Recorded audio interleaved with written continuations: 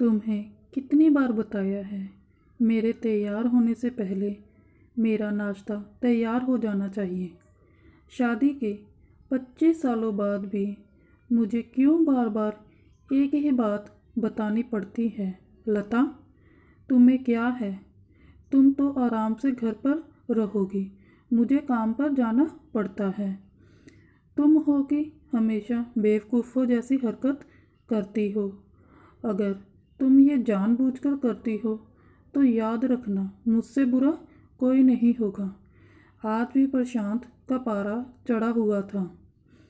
इन कटु शब्दों में अपना गुस्सा उतारते हुए, गीला तौलिया कुर्सी पर फेंकते हुए प्रशांत गुस्से से लता की तरफ देखने लगा। लता के लिए प्रशांत का ये बेवजह का गुस्सा कोई नई बात नहीं थी। वह महीने में 3-4 बार ऐसे ही लता पर बरस पड़ता था। पहले पहले लता उसका विरोध किया करती थी, लेकिन जब कई सालों तक प्रशांत में कोई बदलाव नहीं दिखा तो लता ने खुद को ही बदल दिया। अब प्रशांत के कुछ भी कहने से लता को कोई फर्क नहीं पड़ता था। प्रशांत की हर बात वो चुपचाप सर नीचे झुकाए सुन लेती थी।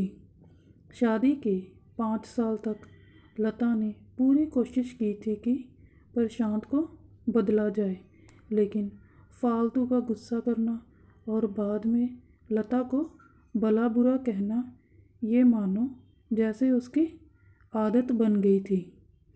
कोई भी वाद विवाद होता तो प्रशांत सीधा लता को बोल देता, अगर मैं तुम्हें अच्छा नहीं लगता तो क्यों नहीं चली जाती अपने मायके, क्यों रहती हो मेरे साथ?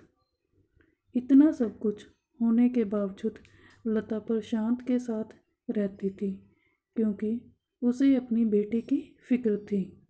और वह जाती भी तो कहाँ, अपने बूढ़े हो चुके माँ बाप को इस उम्र में परेशान करना वह नहीं चाहती थी। समाज और लोग क्या कहेंगे, ये भी तो उसे देखना था।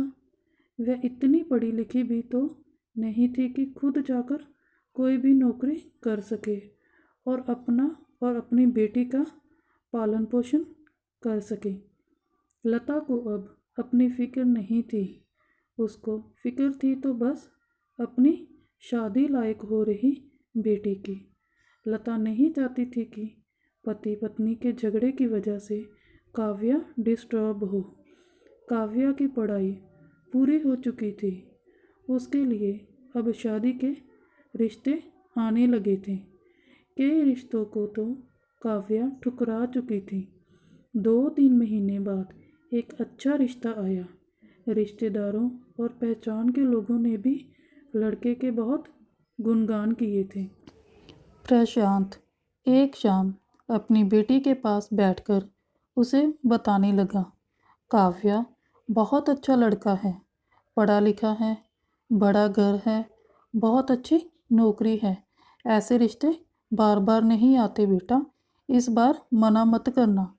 काव्या अपने पिता से ज़्यादा बात नहीं करती थी, शायद डरती थी या शायद नफरत करती थी, लेकिन आज वो अपनी पूरी हिम्मत इकट्ठा कर बोली, मुझे अभी शादी नहीं करनी पापा, मैं नौकरी करना चाहती हूँ, खुद अपने पैरों पर खड़ी होना चाहती हूँ।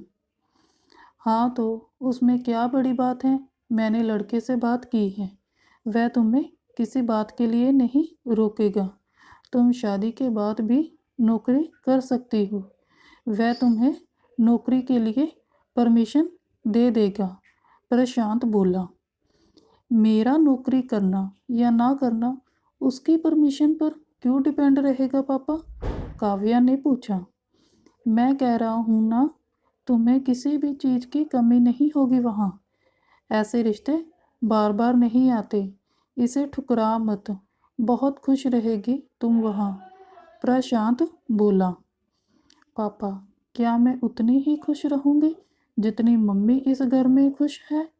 काव्या ने तंज कसते हुए कहा, आज तुम्हारी जुबान कुछ ज़्यादा नहीं चल रही?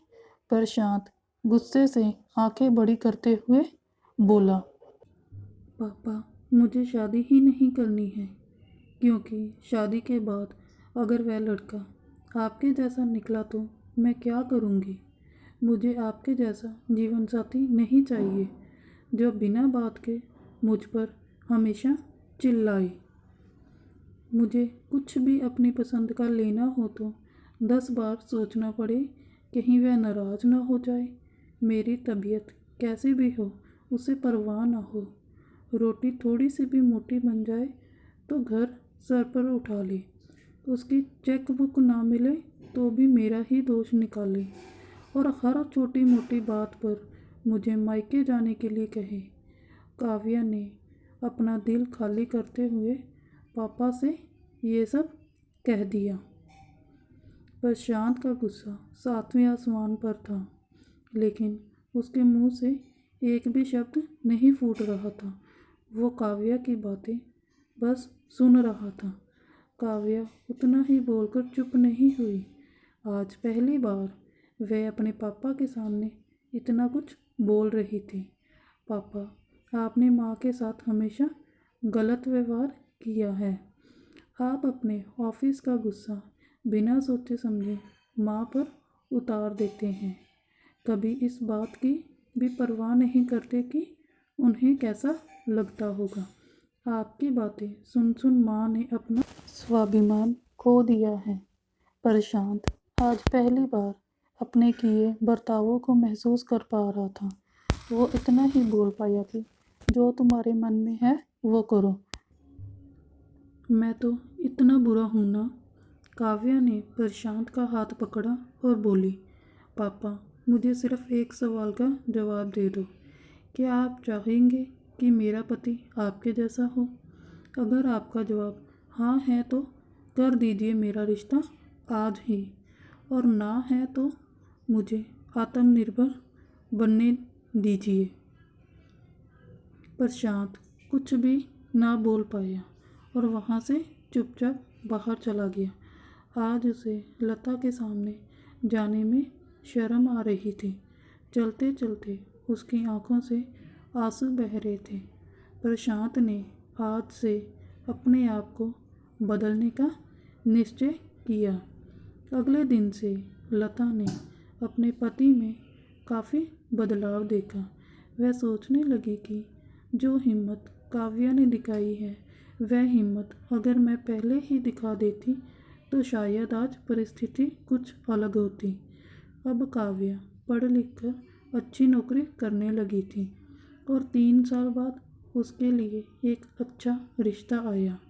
और उसकी विदाई पर प्रशांत बोला, बेटा, तू हमेशा खुश रहेगी क्योंकि तेरा पति तेरे बाप जैसा नहीं है। प्रशांत की ये बात सुनकर लता और काव्या की आंखों से आंसू बहने लगे। दोस्तों, हमारे समाज में औरतों को भले ही देवी का दर्जा दिया जाता है, लेकिन वह स्वतंत्रता नहीं दी जाती जो उन्हें देनी चाहिए। उन्हें बचपन में ही बताया जाता है कि वह पराया धन है।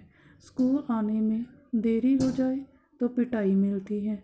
मोबाइल पर बातें करते हुए दिख जाए या खिड़की से झांकते हुए दिख जाए तो शक किया जाता है। माँ बाप का घर तुम्हारा नहीं है, पति का घर ही तुम्हारा घर है।